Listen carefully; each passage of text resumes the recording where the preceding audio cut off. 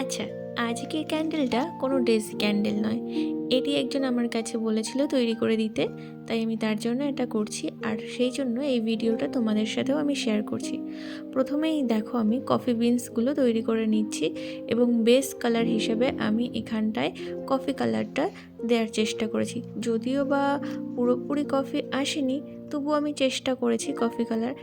যখন আমি coffee বিনসগুলো demould করছি, কিছু কিছু কফি বিনস খুবই ভালো এসছে, যেটা অনেকটা রিয়েলের মতো লাগছে, আর কিছু কিছু আর্টিফিশিয়ালি লাগছিল। তো যাই হোক, করতে করতে আরও এক্সপিরিয়েন্স হবে, আরও খুব ভালো হবে আশা করি। তো ওপরে আমি হোয়াইট বেসটা দিচ্ছি।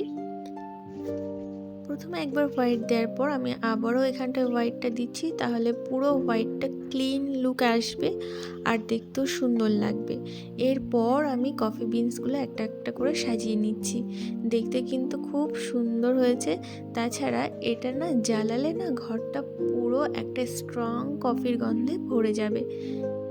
আর এটার ফাইনাল লুকটা দেখে তোমরাই আমাকে কমেন্টে জানাও যে এটা কেমন লাগছে তোমাদের কাছে, আর কি থিমে তোমরা টি লাইট ক্যান্ডেল দেখতে চাও আমায় একটু জানাবে।